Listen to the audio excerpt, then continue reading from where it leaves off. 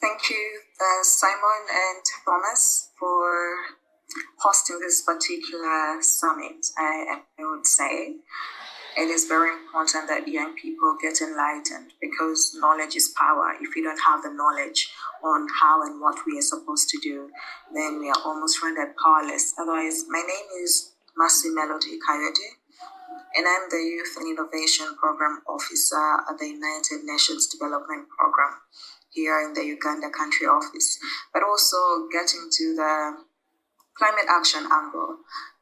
I have a training in permaculture. I do not know how many of you have interfaced with permaculture, but it is a self-sustainable and regenerative agriculture in simple terms. And it looks at nothing inorganic. Everything has got to be inorganic, working on three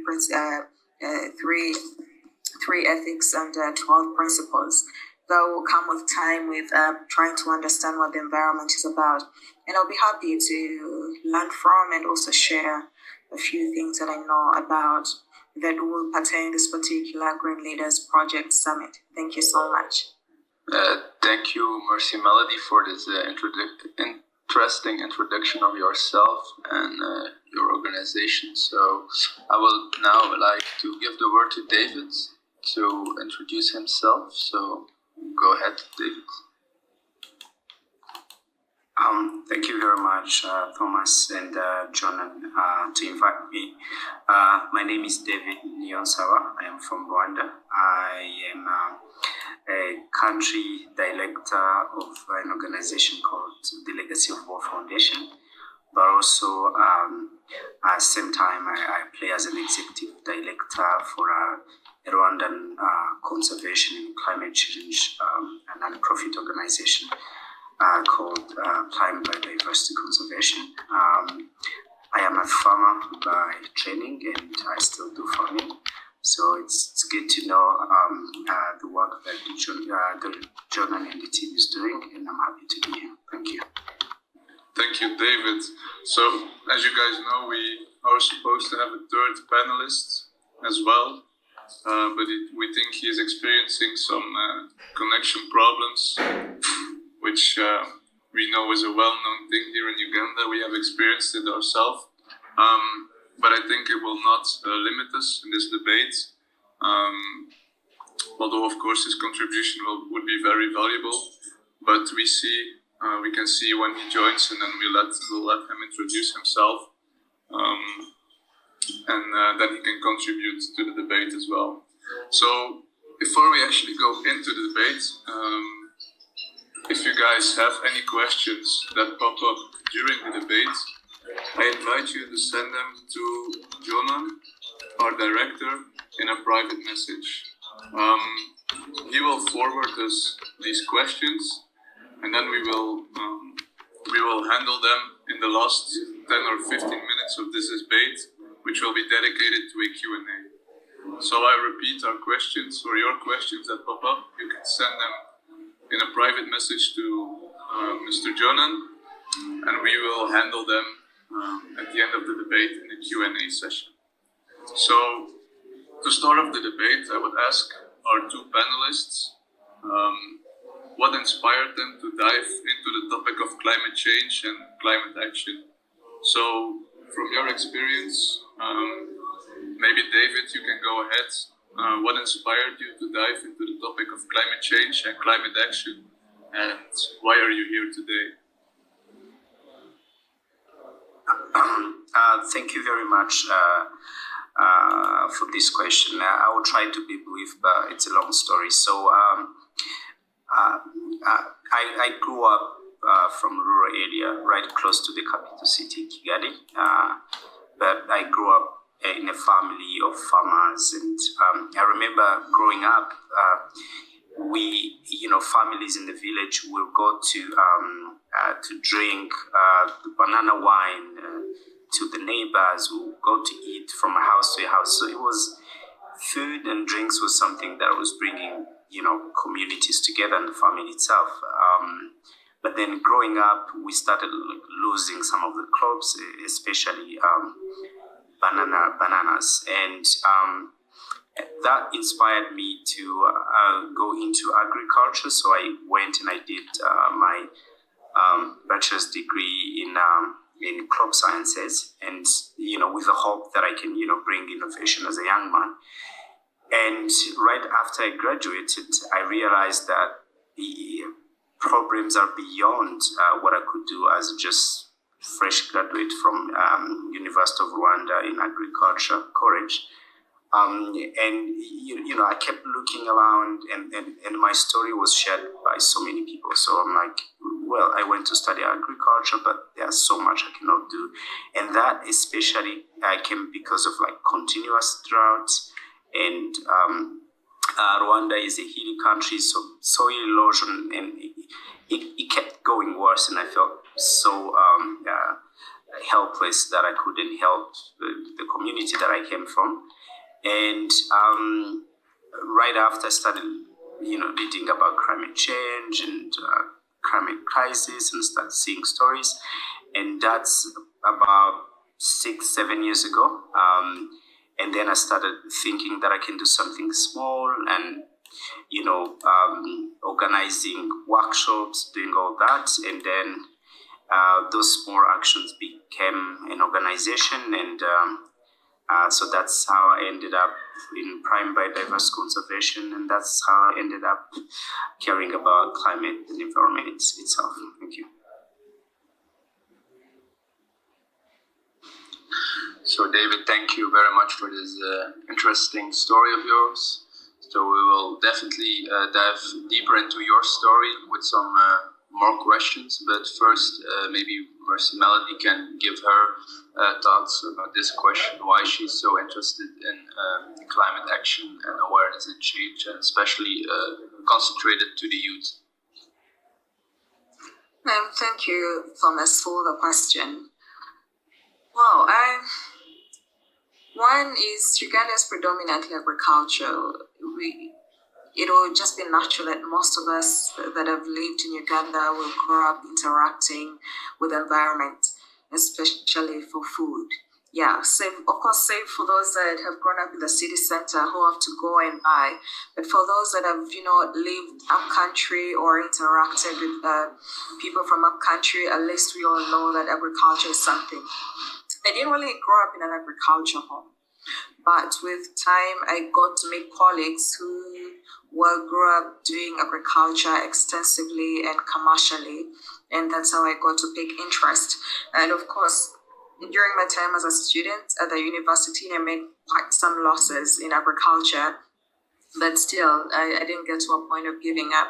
I think it was only after school that a friend of mine who is a permaculturalist introduced me to the subject of permaculture, and we got into a place of having to obtain training, a permaculture design course, having to live on farms, having to deliver trainings to international participants on the question around permaculture.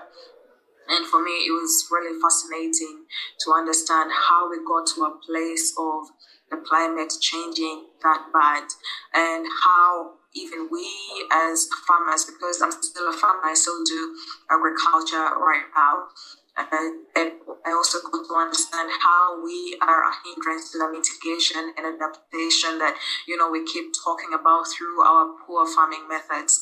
And so the question of permaculture got me to a place of getting so interested in understanding nature, how nature is regenerates, how as human beings we have gotten to a place of trying to fix nature in a certain place where it is not really meant to be. And for me, it was also fascinating to learn that we keep looking out for pesticides in all these veterinary shops, but we can make our own pesticides, organic pesticides. We can make our own, water purifiers. We have crops that we know we can grow, grasses that we know we can grow to purify our waters, things that we can put together to get the things that we need, and in a certain particular design and flow. So for me, it got me more into understanding the subject. And the more I got to understand the subject, is the more I kept thinking we can do something as young people. And that is how I got to a place of, I went to business school, but man, I've interacted with farmers in central Uganda, in Chotera areas. I've worked with over 300 farmers in the areas of Bugisu, that's Wilambule, Sironko. I've worked with over 1,500 farmers in Usoga, that's around Iganga. So at the end of the day, really, I really interacted with the question of the climate, because whoever does agriculture or trains something like agriculture has a direct interaction with the climate. And the beauty about permaculture is that it puts you in a space of testing. All the things that you are learning or teaching, you test them to prove that it really works. And, we saw all these things work, and we got to a point of saying, it may be slow, but at least we can protect our soils, but at least we can protect the rest of the, living things that we have around us. And that is how I got interested. And now I keep, supporting and pushing the young people. If there's space for them to advocate, space for them to interact with particular policymakers, because the question of policy is very key in driving things faster. We may do things based on our own efforts, but the speed at which it gets to make an impact may be so slow. But where policymakers and policy influencers are involved, and donors and funders are involved, then that's how fast it gets. And that's how I got to a point of supporting and rallying young people to advocate for the question of climate action and addressing our immediate needs, because the question of the climate is now life. It's a human rights issue, if we are to talk about it in broad sense. Thank you.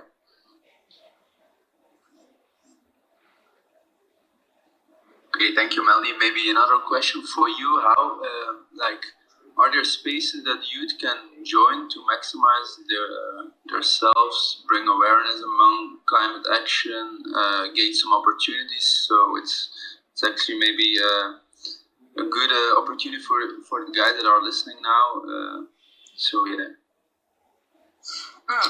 For me, it's making sense to me that we don't really have so many people listening in, but for me, it makes sense to me that the few people that are listening in are actually, doing something climate action. And the United Nations Development Program, well, we all know is a development agency for the United Nations. Now, here in Uganda, we have focus areas, and one of the focus areas is a question around energy, is a question around resilience, is a question around, agriculture, nature, and the climate. And so there's a range of activities that we carry out in the question of addressing the climate action. Not just because it's a goal number 13 of the Sustainable Development Goals, because one of the things that UNDP is meant to address is a question of the achievements of the SDGs in the country, but it's because the United Nations Development Program is here to build resilience among communities. And so when you look at the context of Uganda is predominantly agriculture. Over 70% of the people in Uganda are employed through the agricultural value chain, whether directly or indirectly. Somehow you find yourself feeding into the agricultural value chain. And so where the question of economics comes in, where the question of human rights come in, where the question of livelihoods come in, that is why the UNDP took it as something to address. And so because of that, there's a range of activities around whether it's nationally determined contributions, whether it's the question of the Conference of Parties. There's a COP28 coming up that is going to be in Dubai this year.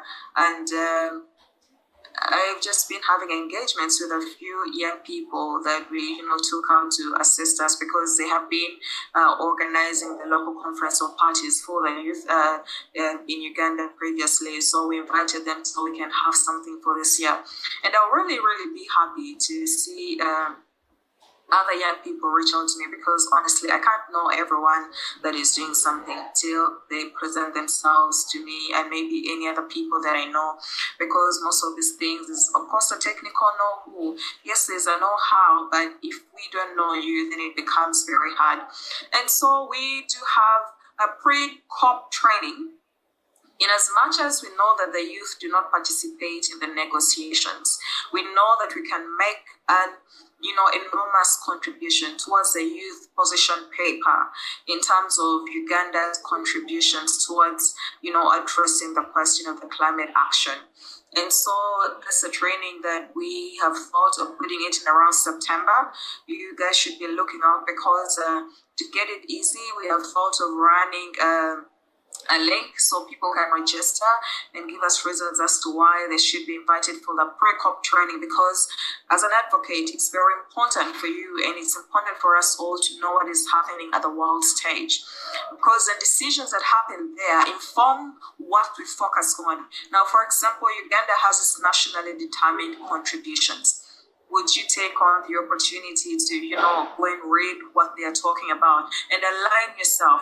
Because most times when the funds come, when the support come, you have to be aligned to what your country is saying.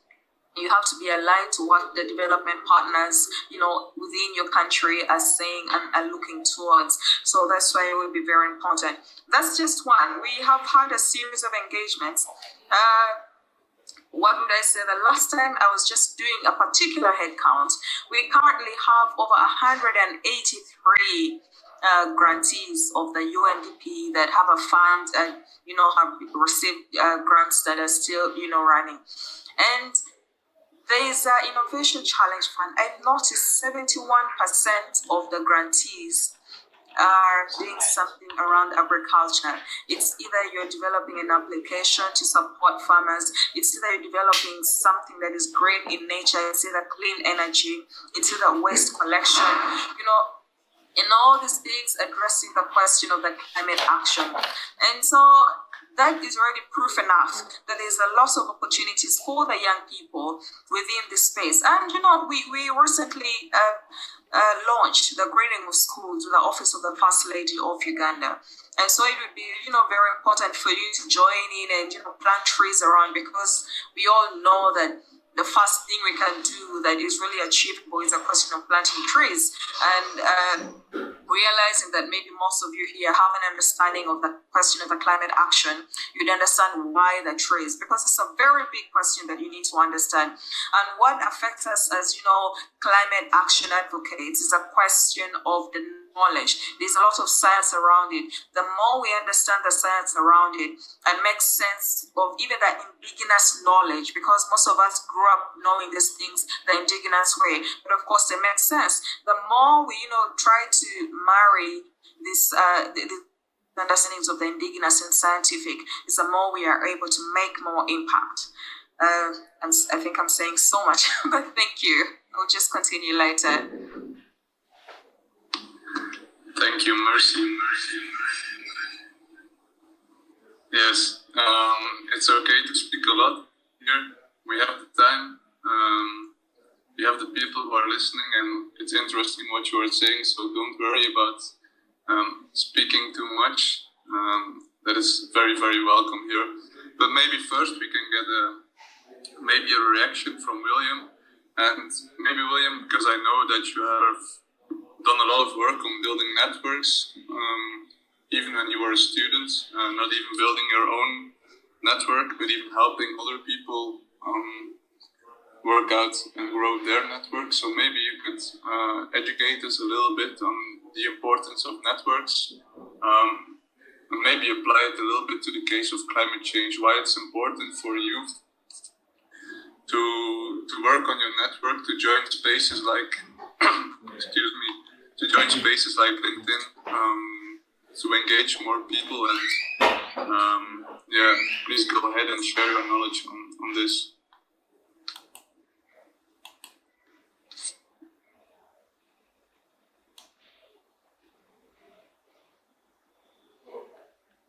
Sorry, I think I misdirected my question. It's supposed to be to David. I was a little bit confused, sorry.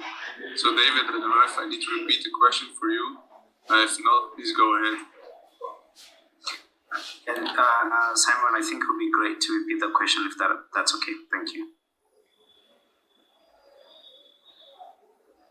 Okay, so Mercy has already talked a bit about how we can engage you, but for you, I would like to focus on the question of how important it is to build your network. to be engaged in this, not only in climate change, but in general, just for your career. Because I know you have worked a great deal on this, even when you were a student. Not even building your own network, but also helping other people build their network. So I would like to hear your opinion on this and maybe try to apply it to climate change and climate action if that is possible. Please. Thank you very much, Simon. That's actually a great question. And my whole background for the past 10 years, it has been in resource mobilization. So from when I was a student to even today, fundraising for climate action, fundraising for projects, and so this is what I have been doing. Something that I would say, climate change is not a personal or something that is facing one country. It's not for Uganda, it's not for Rwanda, it's for everyone. So there is a need of collaboration from everyone to address climate action, but also bringing it to maybe someone who's still a student or someone who's a fresh graduate. I am not sure about Uganda, but for Rwanda and other places, now it's more of like who can recommend you, who do you know, what people know about you. So I would say that even organizing a simple event like this one requires like bringing people together, requesting people to support. So I think it's very important to build connection around you and around the organization. So I have been fortunate to attend all the recent conference of parties. I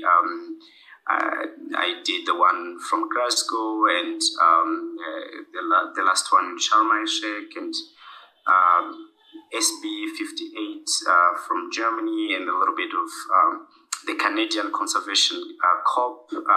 So one of the reasons that I joined these conversations, it's not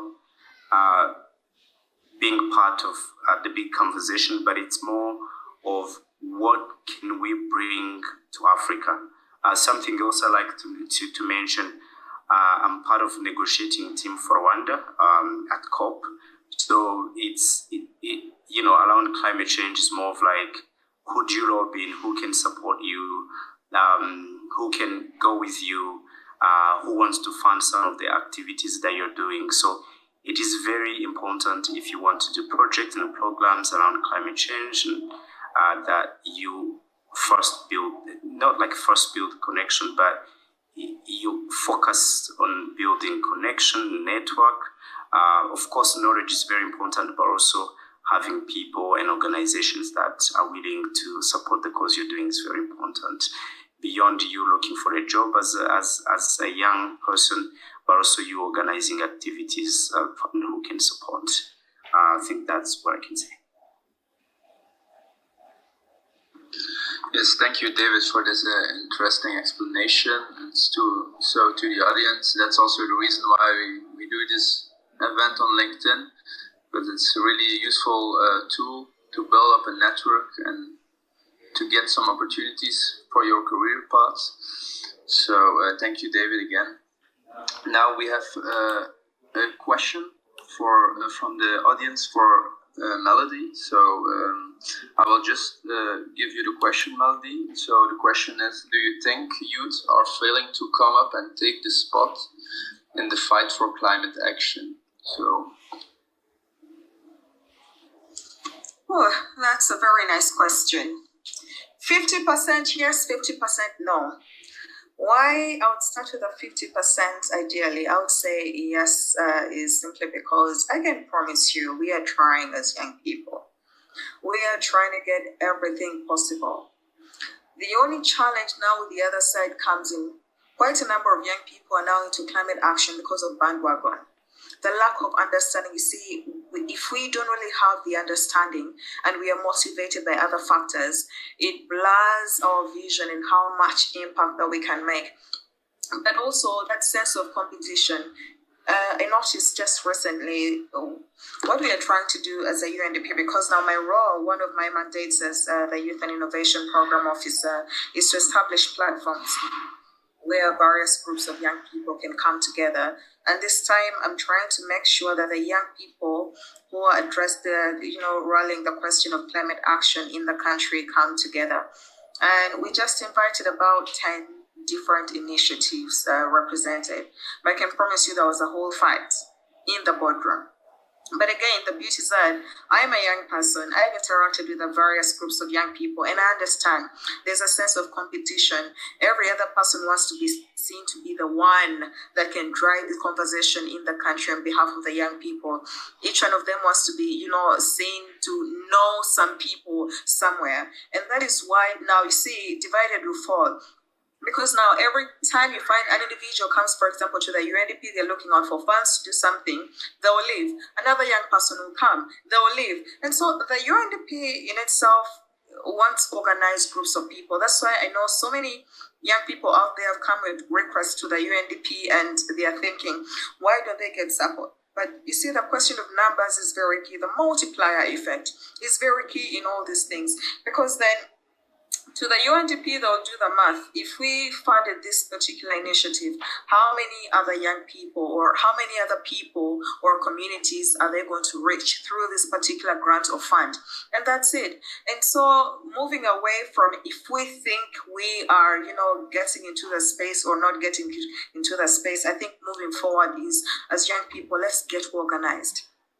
Identify where your strength is, in all this climate question and the climate agenda. What are you well with? What are you not so good at that you can tap into another person's potential, team up and work together? Because then if there is a particular platform, all of you can benefit, okay? And it becomes rotational in nature, that everyone has an opportunity to shine at some point. But then if it becomes a place where certain individuals keep coming, then at the end of the day, the question of our goal number 10 of the SDGs or reduce inequalities may not be achieved, because it looks like the same young people that keep coming, because they have the numbers, they've understood the politics of how to get money from, donors, will end up being the same young people that are being supported. Yet there are also those that may have just started, but they have started on a very impactful point of view. Okay, they have started on a very, impactful note. And at the end of the day, they end up getting left out. And so for me, I would advocate and really plead with the young people that let's get organized. The more we are organized, the more we are easily helped. And that would be plainly it. Thank you.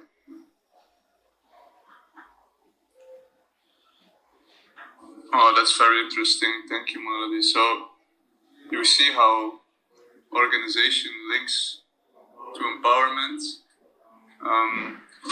but you have to allow me, we'll take another question from the audience, because it fits very much into what we are speaking right now. So we will not save it for the Q&A, but this is a question who was addressed to David.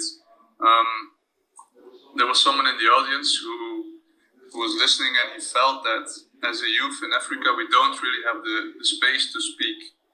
There is not really an environment where we can raise our voice and actually contribute. In my opinion, this is not entirely the case, but it might actually be hard for people to find these spaces, because these spaces are there. You can really find them if you want to. But that's just my opinion. David, maybe you can say something about this. Are there actually spaces available for people? And if so, how can they access this? How can they make sure that they reach this space and can speak their voice if they want to? So please go ahead, David. Thank you very much, Simon. And I do not know who asked the question, but I will answer it in two ways. One, I will agree with the person who said there's no space for young people in Africa, especially to voice their opinion or share ideas or even contribute itself. So in one way, I think we still have a way to go. I see this a lot, especially when we attend these global international conferences where even getting a visa. I'm happy now this time COP is going to be in Dubai. But you will find that there is no big number of young people from Africa that I agree. One, because of the financing to attend. Number two, the visa issues back and forth. That is for sure. But also, on the other hand, I would say you don't get there immediately. So like you will start, and then I'm sure you're going to have a couple of years where people say, it's just those young people again, and sometimes they will show that they care, but then you say, but there is no result that comes out of it. But 2 to 3, 4 years, I remember when I founded Prime Biodiversity Conservation in the beginning, it wasn't just another young people organization. So, but after some times, years of proving that you can do things, you start getting people say, "Oh yeah, I can fund your flight." Then I don't care about your hotel until when you can make it. So, in one way, I believe it's still limited not only for youth but Africans, in general, when it comes to these topics, and when it comes to climate action. And number two, I would say, it's a constant fight, it's a constant pushing, as I said, for the last question about networking and knowing people, and so just pushing today it doesn't work, pushing tomorrow it doesn't work. But I think at the end we will find young people in Africa will actually find a voice, and then they can actually be regarded in their opinion on a global scale. Thanks.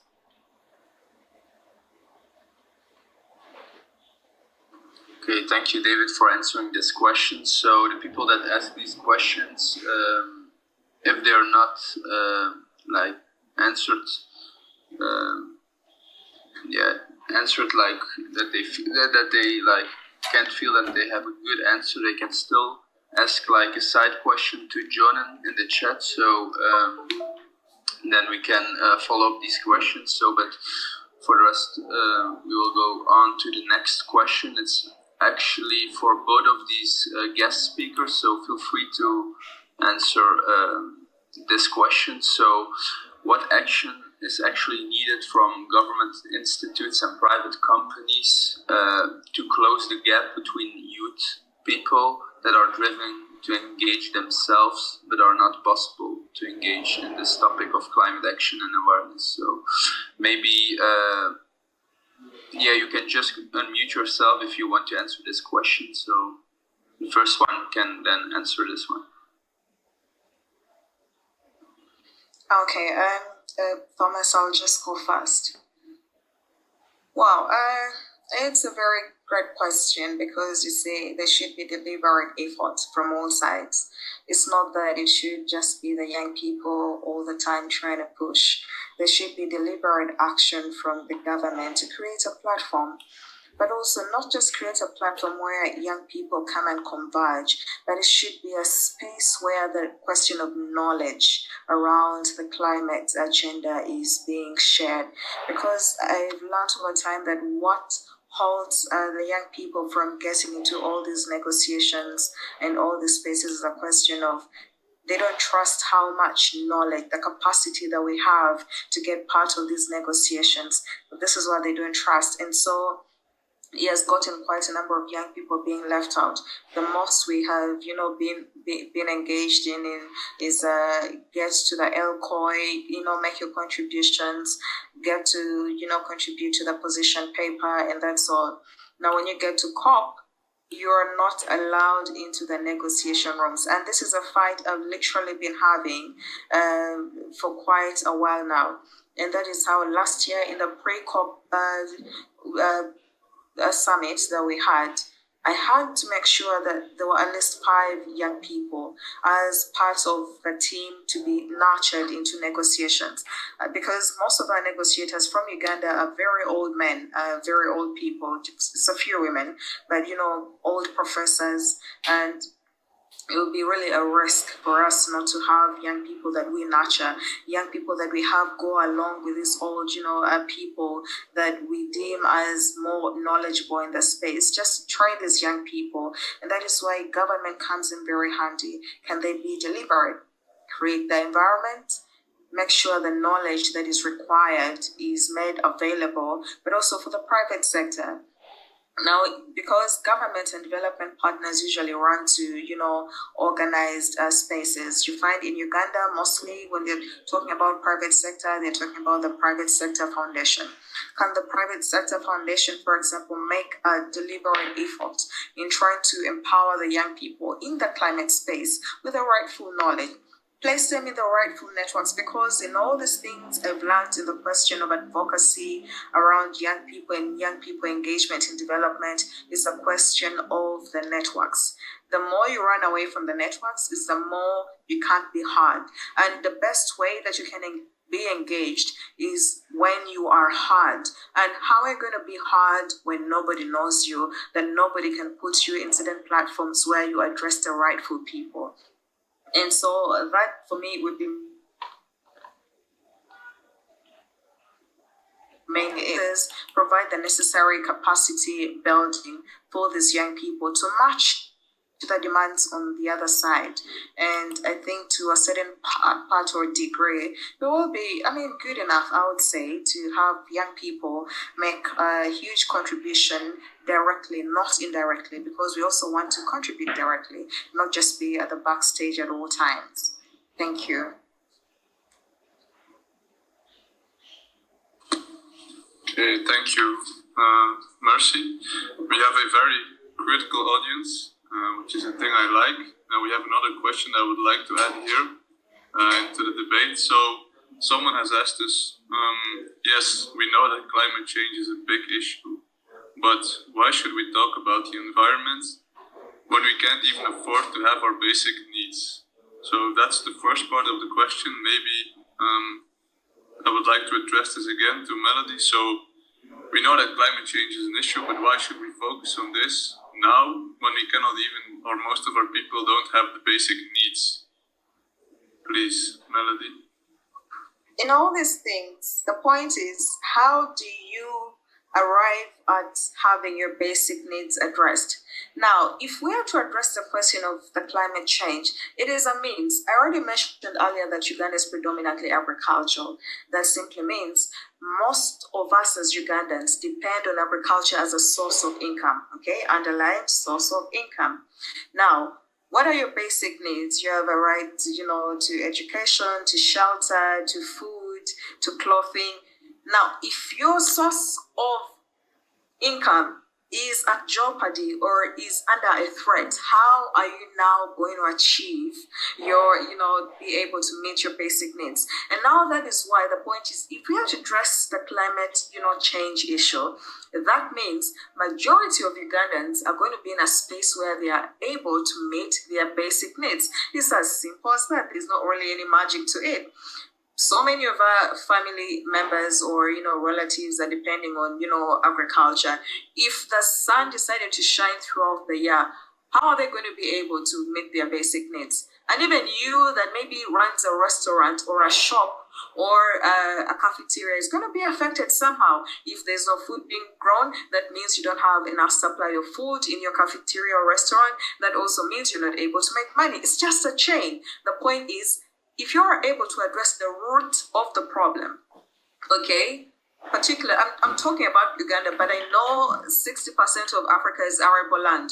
That simply means majority of the Africans depend on the soil or on nature, I would say. So that means if we choose not to address the climate change issue, that means the ripple effect of it is going to have quite a number of African people and even the world at large. Because I know the rest of the world depends on exports or imports from Africa in terms of food. Most of the foods that they have is really inorganic. And, I kept telling young people that the time I was in the States, you find people that are eating vegetables are actually the rich people. The people that are eating your McDonald's KFC chicken is for the broke people. And for me, I started to add 1+1 and try to understand why is it that when people are eating only vegetables, these are actually the rich people, and the chicken that someone will go to KFC and they feel like, yo, today they have eaten quite a meal or something. To that side, it is for the broke people. It's as simple as comparative advantage. What do you have more? What can you afford more in having it present? So at the end of the day, to the person that asked that question, it is as simple as that. If we address the climate change issue, that means most of us that are dependent on agriculture or nature through the value chains of either agriculture or it's dairy production, animal production, and all these things are somehow sorted. It's as simple as that, and we can meet our basic needs. Thank you. Okay, thank you, Melody. I think that was a really great answer on a critical question. So I think you handled it very well. So now, because our time is ending in 10 minutes, I would like to ask a question, a finalized question to David, of what his vision is for a climate resilient future, and how do you see us reaching the objectives of a climate resilient future. So David, go ahead. Thank you very much, Thomas. Something that I would say, climate change is here. It's here to stay, and then we have to deal with it. And I think I'm speaking to the right audience because I believe young people are going to be the change maker in everything we're going to do. Rwanda itself has a vision 2050, and we always say this vision is for people who are young, and I think it's the same. So on this, I would say no matter how actions seem to be small, these actions will grow. I have worked on projects where young people came up with really simple ideas, and these simple ideas have become really big projects. How I see it to happen, I think it will come from great collaboration between countries, between people, and I think young people have to push. I know when you go to Great that Mercy is working with the UN and looking after young people, but if you go there, they will tell you, oh, you know what, you're not too good. You're not good enough to be a negotiator today. When you go to apply for funding, they will say, you know what, you don't have experience, you learning funding. When you go to look for a job, they will tell you, look, you don't have experience, you're working on these things. But I think as young people keep pushing, eventually,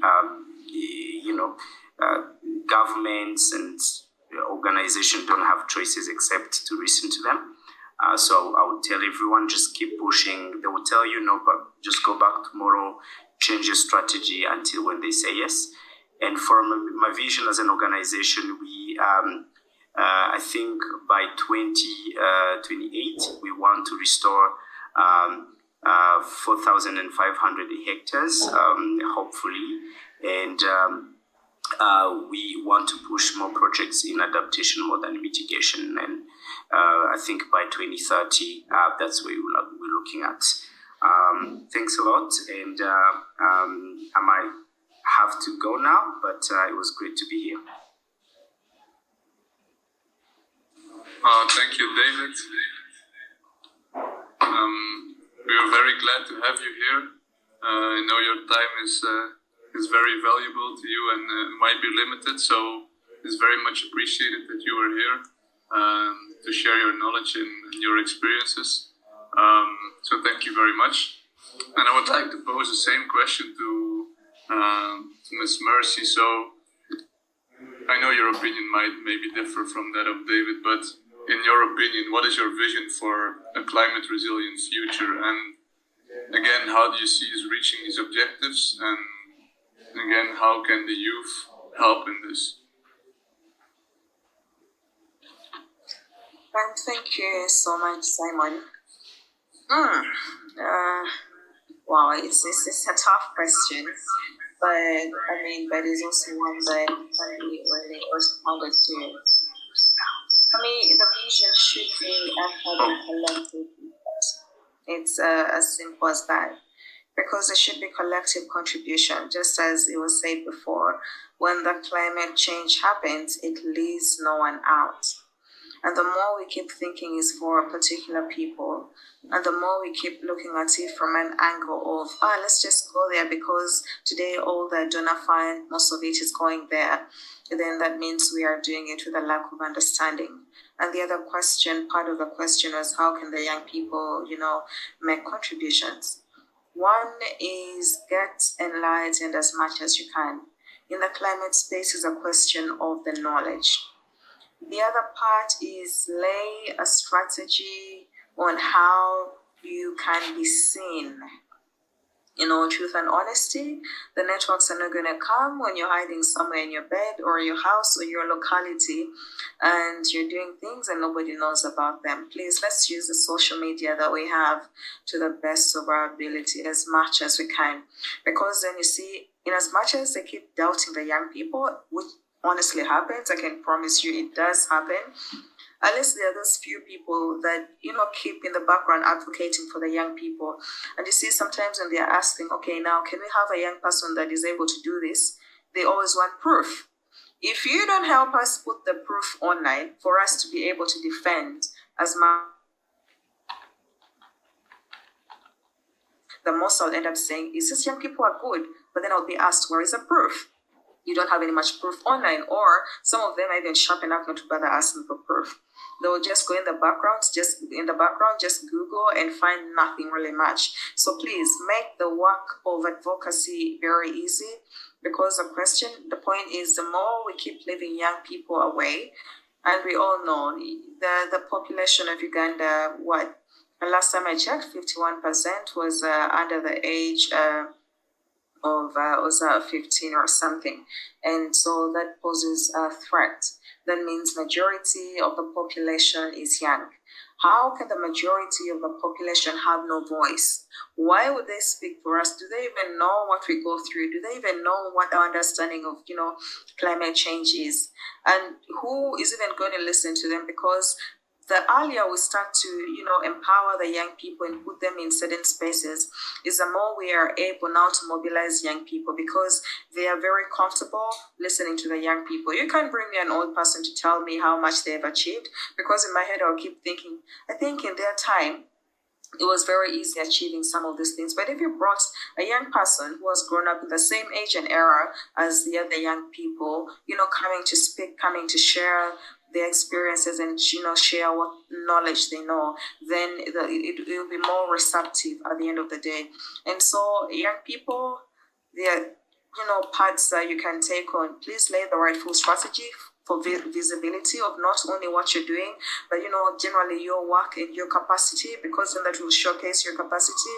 And the other is gain knowledge as much as you can. You're not just going to come talking about the climate action. And what I mean by knowledge is not only the scientific knowledge. Understand what your government is working towards. Because what development partners do is, first you need to know that they work with your government. If you don't know what your government is up to, then you are at a risk of not being supported by a development partner. I remember at the time I hadn't joined the UNDP. I'm the founding vice president for the Youth Coalition for SDGs in Uganda, that is now seated at the office of the Prime Minister. Before it was established, we had to push. And because the whole time I kept supporting the United Nations system in Uganda, I knew quite a number of people within the UN. And I went to the head of communications in the UN system in Uganda. And you know what he did? He referred me to the office of the Prime Minister. Now, the point is, what I'm only trying to say is understand what your government is doing, because then it will be safer. Because when the UN or any other development partner tosses you and sends you to government, at least there's something you know. You don't just go there and get asked questions and you don't know anything at all. Know what the NDCs, what Uganda's NDCs are. Know what, the strategies are to address the climate needs of Uganda. These are the basics that, will help you and get you to a place, because you may have the visibility, but you can't even back your visibility with the rightful knowledge, with the facts at the tips of your fingers. It will be very key and very important. I think that should be it. Thank you. Okay, thank you very much for this clear explanation, Melody. And I would also like to thank you for being here. So I would like to point out that these guest speakers are here for you guys, for the audience, to share their experience, and hopefully you gained a lot of knowledge about them, about the field. So it's less than a theoretical session, this one, online on LinkedIn. So thank you again for these guest speakers. So now I would just give a little bit of information about the guest speaker that is not present here due to connecting issues. It's William. You can also find the details of his profile in this event. William is actually a previous participant of the Green Leaders Project that was given at Chambogo University. William has always been passionate about environment, and he also locked in an internship with the local government of Kalira district. So it's unfortunate that he couldn't join this and share his experience with this internship, because it could be very valuable to youth people and how to get an opportunity like this. But you can still connect on LinkedIn with him, also with the other guest speakers. If you're interested in UNDP, you should really contact Melody and get a connection on LinkedIn. So it would open some doors for you guys and your career path. So I would like to thank also the audience for being here. I hope you enjoyed the session. Maybe you can react with a thumbs up, that we can see that you liked it, or yes, we're seeing the thumbs up now. And maybe in the future there will be more sessions of this with guest speakers, if you really found this session interesting. And I will now give the word to Simon. So Simon, go ahead. Yes, I also want to thank everyone for being here, especially our speakers, but definitely also our audience. We know it has been maybe a long day for you. It's already 7:30 and you are probably getting very hungry for your dinner now. So we will let you go. Thank you very much for being here. We are very happy that we had the power or electricity throughout the whole event, because we know that can sometimes be a problem. But again, thank you for being here. We hope to see you in the future. And if you have feedback for us on this event, on how we can improve our future events, please do not hesitate to contact us. You can contact Jonan, you can contact us, you can contact Island of Hope directly. So thank you again, and I hope to see you in the future. Goodbye and have a good evening.